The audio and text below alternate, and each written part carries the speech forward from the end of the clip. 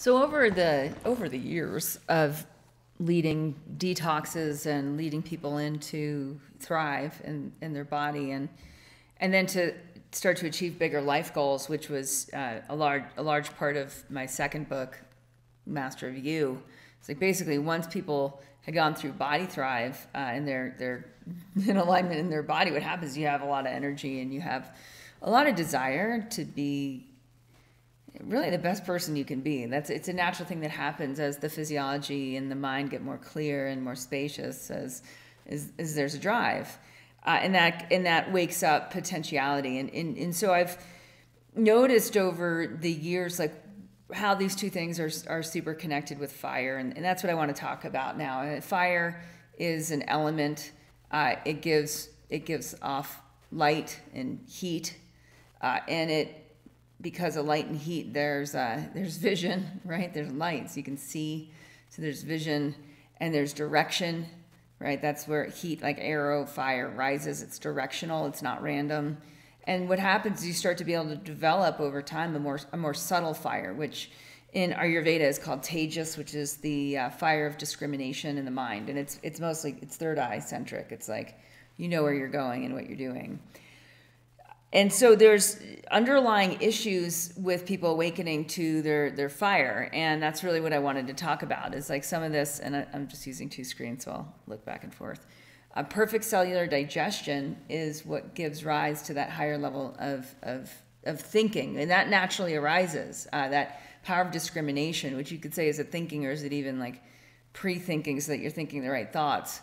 That's all Sama Agni. That's in the realm of Sama means perfect in a way, like just as good as it gets, because it's fully functional. It's like when the design is like perfect by design and you're in alignment with that. So that's why it's like it's perfect. It's perfect cellular digestion, which means nutrition, which also means absorption, elimination. It means the whole deal. And so Agni, that means fire.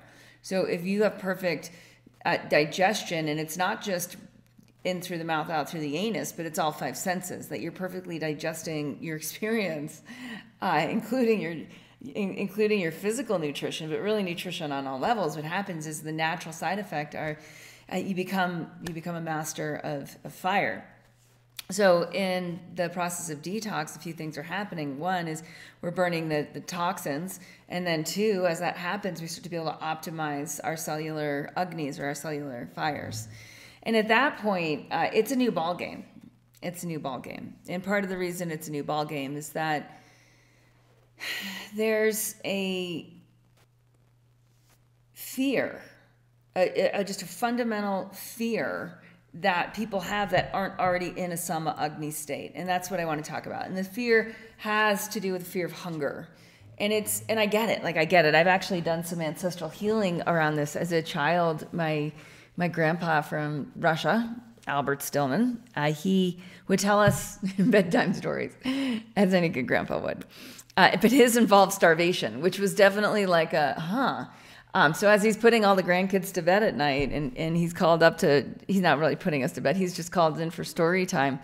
There are these conversations in his stories that all basically pointed back to survival and a lot of what happens when there's just not enough food, which is part of the reason he made it to the U.S. is he was lucky enough to be able to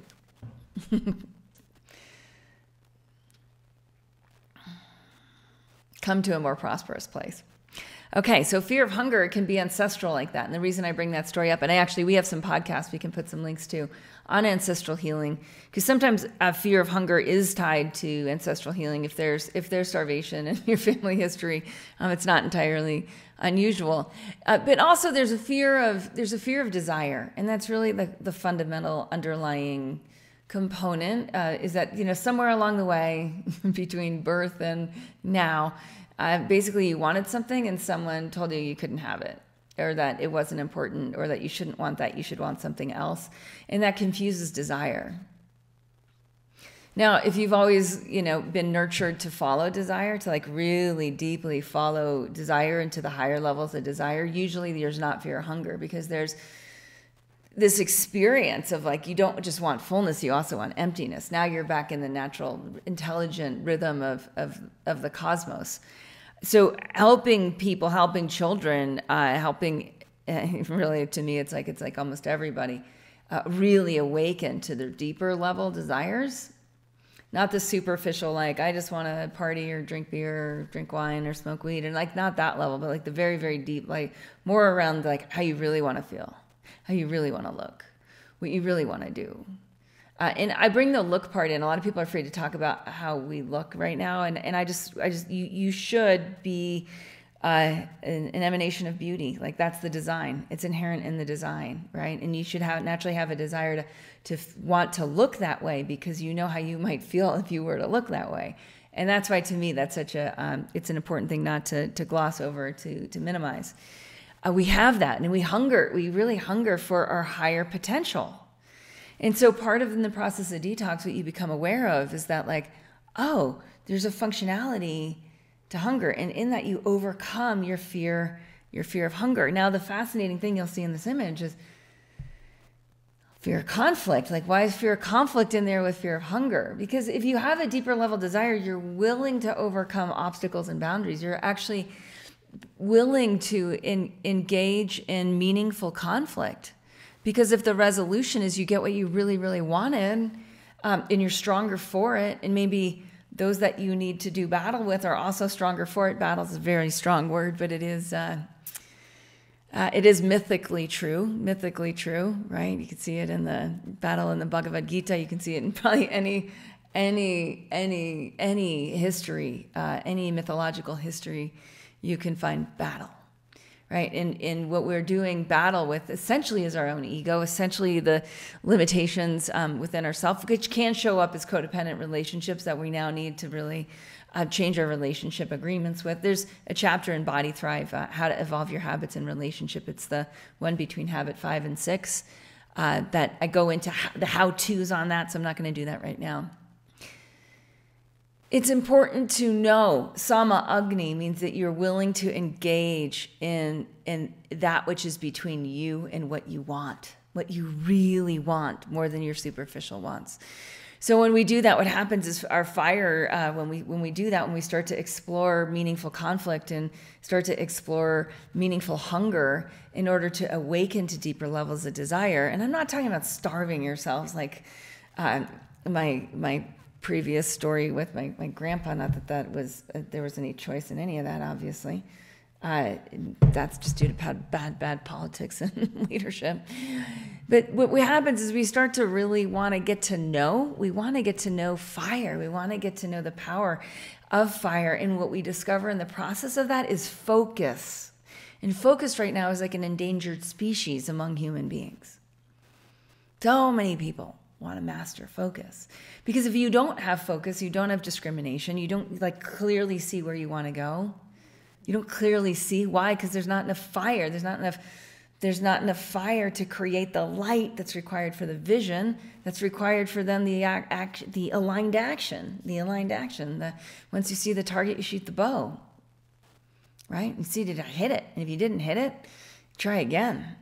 Right? And that's part of that overcoming a conflict, where you start to realize like, oh, I got to step up my game in life. And how do I need to do that? Well, that's where you start to be able to see.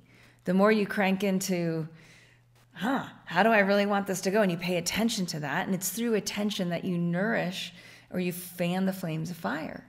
And in that, you start to get more and more light. You get more and more vision. It gets more and more clear, less cloudy, less smoky, more clarity. And then you find that you've actually got a handle on focus.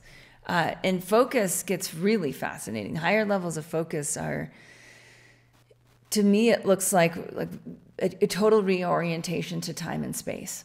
That's what happens with focus. And it's one of the deepest joys a human being can experience, is extended periods of uninterrupted focus in alignment with deepest desires. Like that's your potential. And that's one of the things that happens with Sama Agni. So let's talk a little bit more about Sama Agni and some of the things that occur with it. So you become more focused on identity. That's potential focused on identity. You start to develop space consciousness even on a higher degree, because you're more aware of the space in which something is arising, like the space in which your vision is occurring.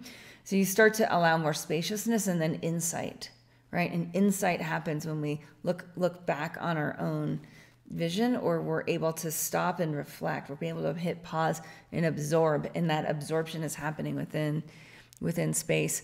We start to adapt more to a long-term horizon or deep time perspective. So those are two different things. The long-term horizon, horizon is much more in alignment with where you really want to go in the next longer phases, I'd say decades of life. And you start to think ahead, and then you start to make decisions now to line up with that future. And that changes everything, because then you experience more of what you'll want to be experiencing later in life, but you get to experience that maturation now, and then you get to feel better decade after decade, like more awake, more alive, more connected, more in the subtle awareness of how the universe works, which is super fascinating in itself. So with a long-term horizon, you have a chance to set yourself up right, because habits compound, just like interest compounds. It's the same exact concept. It really is. Like there's a great book called The Compound Effect by Darren Hardy, who is the head of Success Company, or Success Magazine, that whole success, his whole massive umbrella of success. And he wrote The Compound Effect because he's like, the decisions you make every day, they're going to determine everything. So with Sama Agni, that's really that deep long-term horizon. It comes into view. It comes into view. There's less clouds. There's less really stuck in the everyday whirlwind of habit and addiction. And instead there's this like, oh, wait, where's this train going? Like, actually, I got to change tracks and go in the other direction.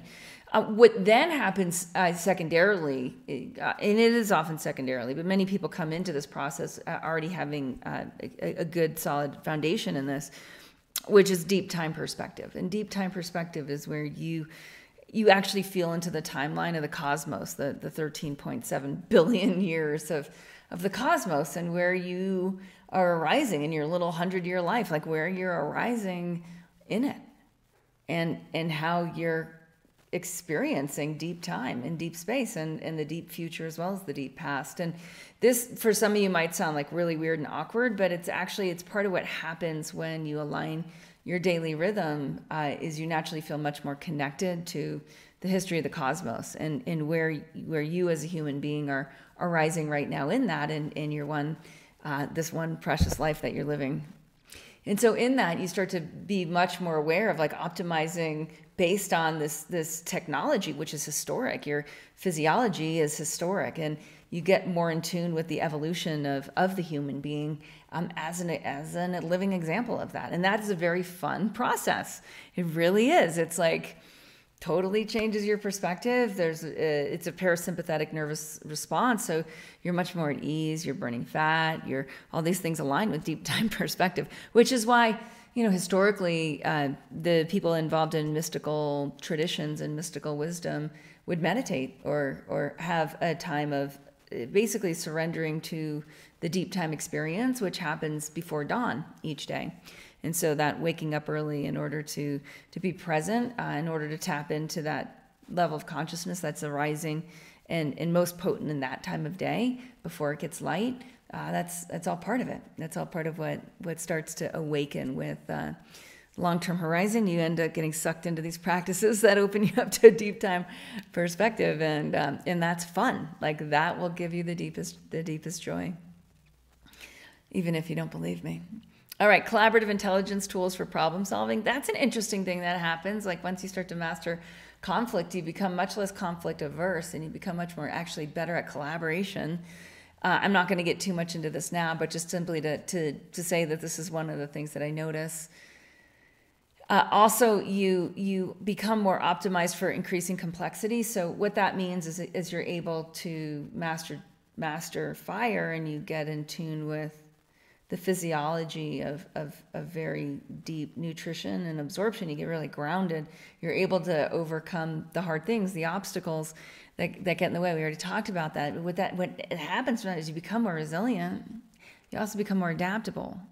So if you're resilient and you're adaptable, you can start to handle more complexity in your life, more complexity in in your thinking, more complexity, and able to handle more responsibility, which means you're able to respond to more. And usually what happens at this phase is you get in contact with a deeper desire. Basically, the common terminology is like play a bigger game. You want to start to play a bigger game in your life. And bigger is not the best word. Often it can be, I find, like a much more holistically interconnected game for a lot of people who've been playing like a big game, but it hasn't been holistically interconnected. Then you'll go more in that direction, which is your medicine. And those who have been already holistically directed, you start to want to amplify because all the parts in the whole it's all working together. And now, bam, capacity increases, and capacity for complexity is part of that.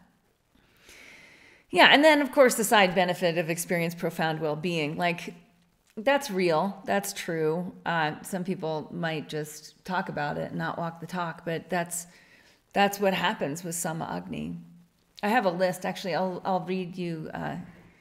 I'll read you from, this is from Valley Re Yoga. I just basically Googled Sama Agni and had someone pull some stuff from, saw something that someone pulled that's more or less rooted in ancient texts on Sama Agni, which again, perfect digestion, perfect fire. It's also sometimes translated as balanced, but balanced doesn't to me make any sense as a word, when it really does mean of a much higher order, in alignment with the design. Okay, when Agni is balanced, there will be signs of the 7 tissues: plasma, blood, muscle, fat, bone, and nervous tissue, and mind. The skin will be healthy pink color. It will not be dry or oily and will be soft. The tongue will be a healthy pink color without quivering, without ripples on the side, without lines in the middle or colored coatings. Elimination, meaning pooping, will be regular, once to twice daily, and not floating, which is an indication of ama or toxicity in the body. Also, like leaving like lines on the toilet, like in the toilet bowl, that like lines of poop, that's also considered ama, just a side note there. A person with balanced Agni will have consistent appetite and will not forget to eat or have excessive hunger. I'm just going to add a side note to that. You'll also be able to go long periods of time without really needing food in order to stay emotionally balanced. So your ability to ride in fat metabolism for extended periods of time, that's definitely a sign. Most intermittent fasters experience that, get there and start to go to like 1 meal a day occasionally, just so they can feel that long-term extended burn and the focus that comes with that. Okay, no inflammatory issues will occur, and the digestion process will not produce gas. The person will not have issues with weight gain and will not feel heavy and sleepy with eating. So that's all part and parcel of Sama Agni. There's also other detailed lists that are like your skin glows, you have improved eyesight, you sleep well, you have good relationships. It's like so inherently tied into the definition of health in Ayurveda that your Agni is balanced. Because without balanced Agni, without moving towards perfect or moving towards higher degrees of deep alignment with the machinery, kind of digestion, you just have a host of health issues. So it starts to show up everywhere. It is a core essence. It's like if you were to distill Ayurveda and health down to a single concept, it would be Sama Agni. Yeah, that's how big. All right, party on. Explore your Sama Agni. Get curious about what you most deeply hunger for. Most deeply.